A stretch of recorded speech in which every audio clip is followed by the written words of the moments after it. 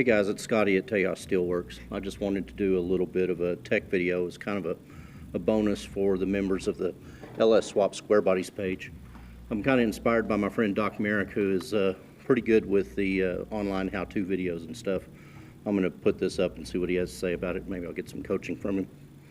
Anyway, the topic I want to cover is about circuit protection on your LS Swap Square Body. One of the things that we really don't talk much about, you never see it coming up in topics conversation, is primary circuit protection. How do you protect the main vehicle electrical system? There's always fuses in the fuse box and things that go with your wiring harness. Then we count on the fuse box in the vehicle to take care of stuff like in the original systems that were on the truck. But what are we doing to protect the electrical system as a whole? Most of these trucks are 30 to 40 years old, and they're just not up to current standards. So these are a couple of things that you can think about to do while you're doing your swap that will just bring a higher degree of safety and protection to your vehicle. It's not the sort of thing that's going to, you're going to overload and blow a fuse. This is the sort of protection that comes into play when you have a collision and a battery cable or some main power feeds get pinched. If you have a big enough wire short out from the battery, then you have an underhood electrical fire all of a sudden that is practically impossible to extinguish. This is why you see firefighters run up on car wrecks with bolt cutters. They're looking to cut the battery cable as quick as they can. If you have proper circuit protection on your system as a whole, that may not be necessary, and the damage to your vehicle could be very, very limited compared to the alternative. One of the easiest way to do this is by putting a main fuse on the entire system. GM started doing this in the early to mid 90s, I guess, maybe a little bit sooner. We started seeing something called a mega fuse that was turning up under the hoods of some GM trucks. This piece was often mounted on a battery cable right at the battery, and usually we didn't even know it was there. We might see it while we were replacing a battery or something like that. But it's not the sort of thing that you should typically see fail in normal service. It's really a safety measure in the event of something catastrophic happening on a very large scale. Some alternatives to this that are known in the industry, this really stems from an automotive use. I believe Little Fuse, who is actually an OE manufacturer, most folks don't realize that, but that common name Little Fuse, I believe they developed this at the request of the OEs, primarily GM is my understanding. But at the same time, there were some other products going on. This is called an A&L fuse, and there are some other designations of similar products that are compatible with the same mounting. This kind of comes from the marine environment. It's very commonly seen now in the world of car stereos and that aftermarket entertainment installation where you have big amplifiers, multiple batteries in the systems, and such as that. These can do the same job. This one here happens to be an 80 amp fuse, where this one is a 150 amp fuse. This is kind of where I like to be for a LS swapped vehicle. This kind of covers all of the major things that are going on: fuel pumps, fans, instrumentation, AC, cruise control, the engine operating systems, ECM, whatever lights you might have going on in the vehicle. This should generally cover it all. I just happen to get an 80 amp with one of my fuse holders, and I don't really know what I'll do with it, but sometimes something will come up.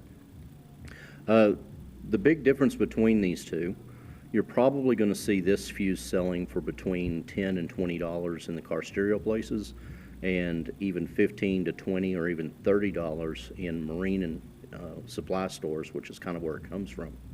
That tends to be a little more expensive, where this is a $4 or $5 fuse at almost any auto parts store. Neither of them are what I would say widely supported, but you will find these on the shelf at O'Reilly's, Advance, AutoZone. You're probably going to have to go to a marine supply store or a car audio store to find these. That may not be the most convenient if you should have an accidental trip. You short one out while you're replacing a battery or wrenching on the battery or something like that. Then you're probably going to be waiting on a Sunday for a store to open on a Monday before you can replace this one. Apart from that, they function exactly the same, and there's really not too much different to say about them. I think that this one has a little more bling to it. I think the chrome is because it comes from the car stereo world, and I'll show you the fuse holder it came with in a minute, and you'll kind of get it. This one is a little more mil spec. It's just copper plated brass or solid copper.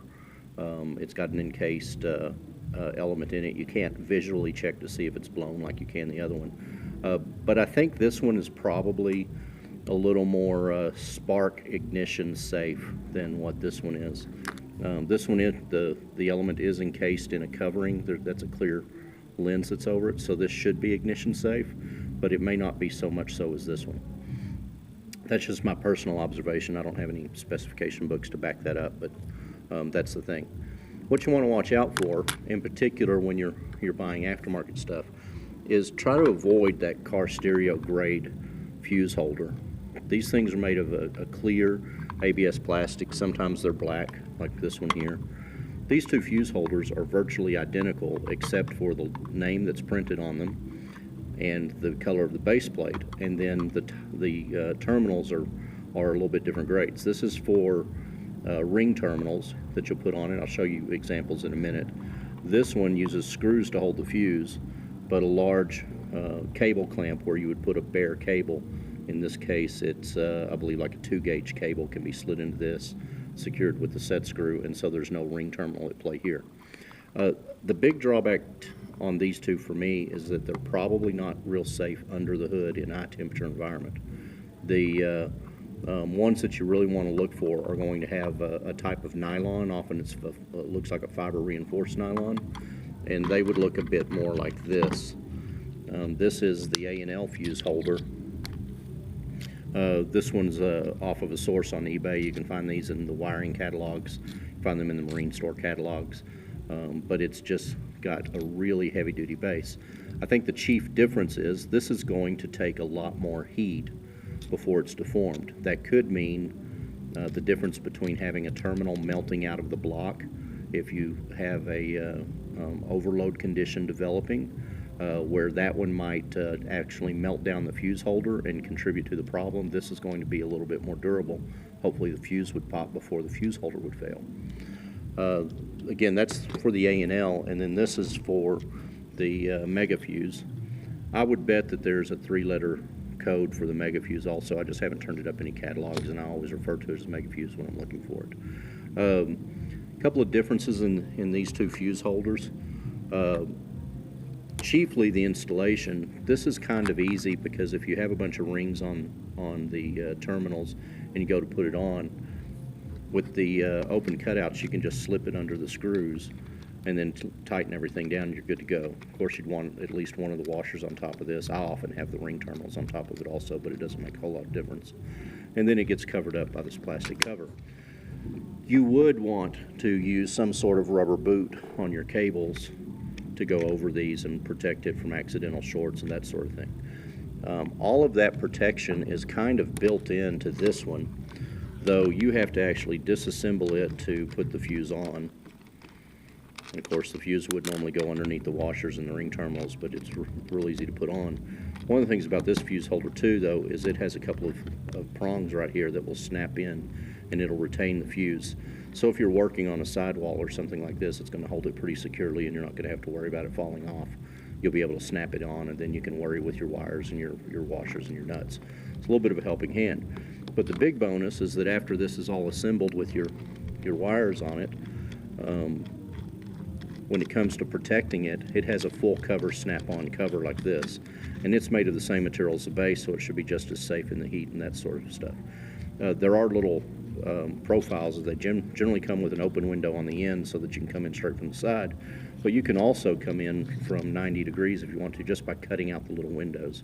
Those are kind of pre-printed for you, and I've already cut out one side of this one for what I'm using this one on. So in my mind, this has a few advantages. It's a little cheaper, it's a little more readily available, and it offers a level of protection that you don't quite get with the marine piece. I've spent some time around boats, and they tend to have a lot of space in their engine bays and such when you're working on that sort of thing, so it's a little bit easier for them to cover up individual wires with rubber boots. In an automotive place, it might be a little more crowded, and this might be a little more convenient installation. And of course, both of these just secure to the fender or firewall or wherever you want to mount them for installation. Cost difference, I think that there's a little bit of advantage to the Mega Fuse overall. That's a $10 fuse holder versus a $15 to $20 fuse holder here. There are some nicer ones that offer a complete cover. Those are $20 to $30. So just a little bit of advantage towards the Mega Fuse. That's the one that I'm going to look for when I go to the parts catalogs or online. I did have to get all of these fuse holders through the mail. I was not able to find any except for the car audio types in stores in town. And I picked those up just as kind of a fallback as I was waiting on UPS and such. In addition to the fuse holder, this is a little bit of the strategy of the electrical circuit protection. I'm going to kind of model you a typical installation here just in miniature so you have an idea what's going on.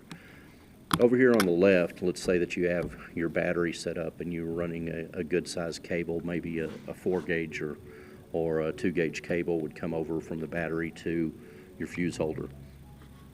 This is going to be the main disconnect between all of your systems and the battery. So you want this wire from here to the battery to be as short as possible. I like to put these right next to the battery on the core support personally. Often the battery cables, particularly OE cables, have about a 10 or 12-inch lead that couples in with the main starter cable, and that's the one that I put a ring on, and I bring it over here to supply this. From here, we'll supply the rest of the vehicle, usually through a number 4 gauge cable that runs from this terminal over to a power distribution bus like this, and it can run just straight over from this one to here. I do like to keep this short, but if it needs to be 3, 6, 8 feet long to get to another place in the engine compartment, that's fine, because should that cable in between these two get crunched in a fender bender or something like that, it should pop this fuse and prevent the vehicle from burning down. Now, the alternator needs to kind of factor in here somewhere, and where I usually like to put it is on the battery side of this, so that the fuse is protecting everything that goes into the vehicle, and the alternator is tied in with the battery and the battery cable. You'll see this on GM trucks, late model GM trucks. You'll find in the middle of the battery cable they'll have a fusible link like this that runs off of the output stud on the back of the alternator straight to a little junction box. It's kind of a red plastic about like that. Has a little cover over it, and it'll go straight to the positive battery cable. On the 2010 Camaro engine that I'm working with right now, there is a fusible link similar to this, a little bit bigger, that is mated into that cable, and it ran over directly to the alternator from a 4-gauge cable that provided all of the vehicle systems. So if I were to install my own, I would probably put an extension wire with a good soldered and heat shrink covered joint between this and an appropriate sized wire going over to my alternator.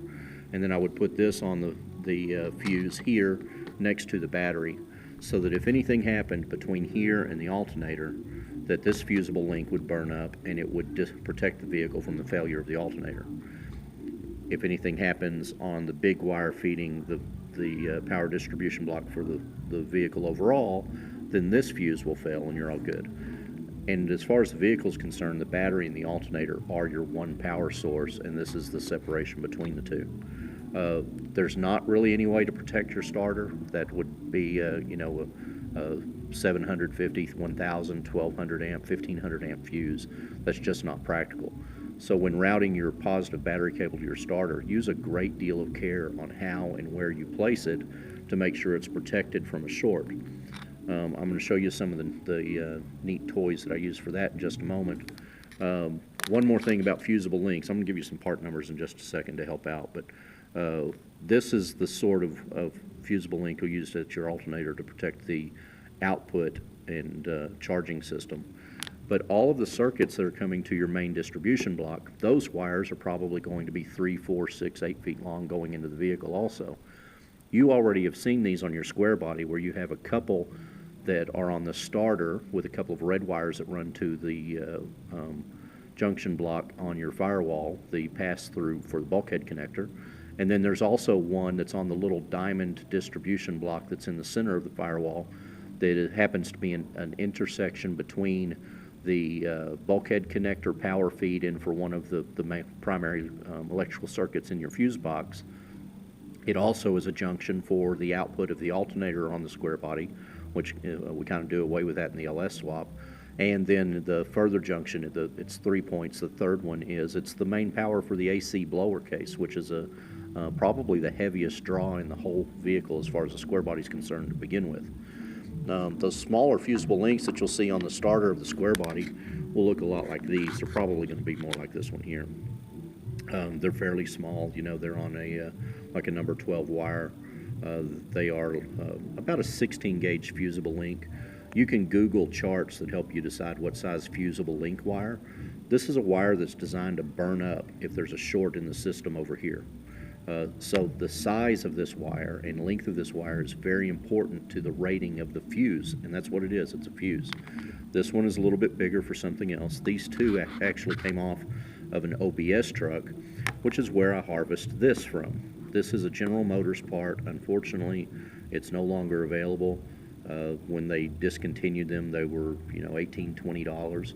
I'm picking them up for $5. Pluck them off the firewall of 88 to 95 model GM pickups. I give $5 for them at pick and pull. I clean them up with some WD-40 and a toothbrush, and they're a great addition to an LS swap engine bay. It really gives you a place to consolidate this stuff in a neat and safe way. But all of the major circuits from your vehicle, which could include your fan supply wire running through your fuse box for your new LS conversion harness. Yes, you have a fuse in the fuse box that will be there for small errors if something funky just happens and you blow a fuse. But if the wire between the fuse box and here is compromised, this is your safety. This would blow. If one wire gets shorted, you'd see this pop. If a whole bunch of wires were to get shorted, that's what this one is supposed to protect you from. If the wire between these two gets shorted, that's what this is supposed to protect you from. So it's multiple layers. You've got fuses in your fuse box. You've got fusible links on each of your main circuit legs coming to here. You've got a fuse on your main power feed. You've got a fusible link on your alternator, and then your battery and your starter are over here to the left. Now, equally important to power supply is grounding. Look for good braided ground straps like this. This is the sort of thing you want between the back of your engine and the firewall. You can never have enough grounds. Put a couple on the engine, one from the battery to the engine, one from the battery to the frame. You want one from the engine to the frame. You want one from the transmission to the frame. You want one from the firewall to the engine. You want two on the bed. You want one on the cab.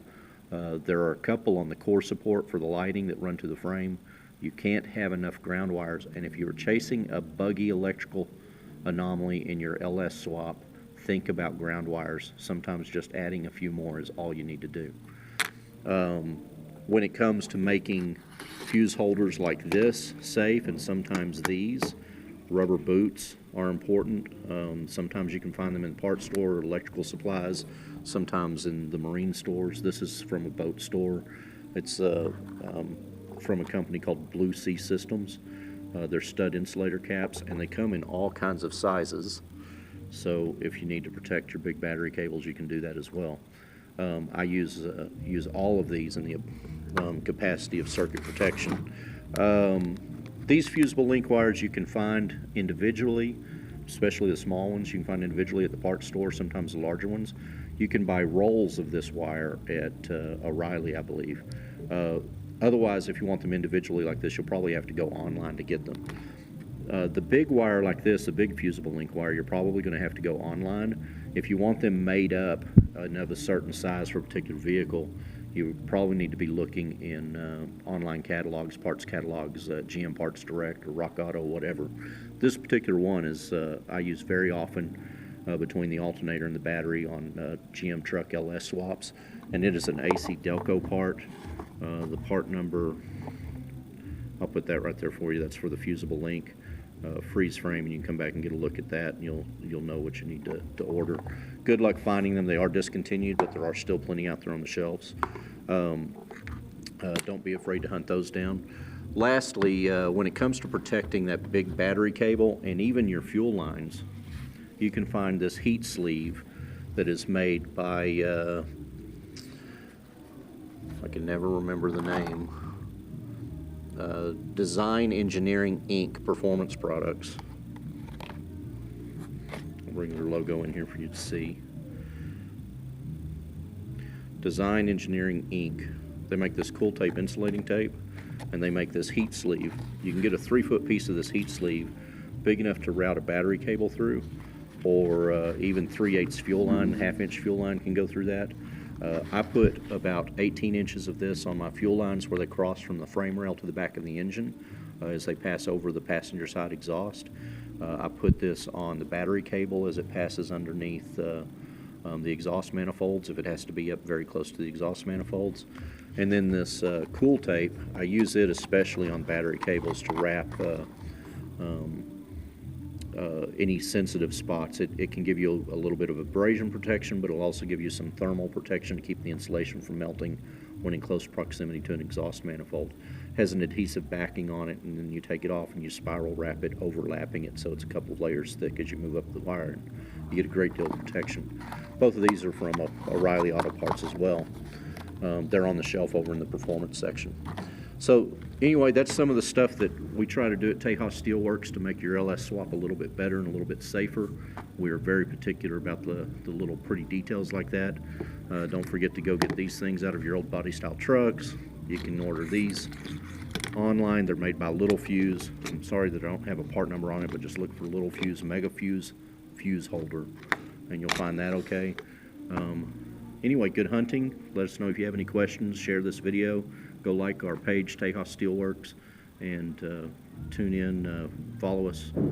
Thanks a lot, y'all.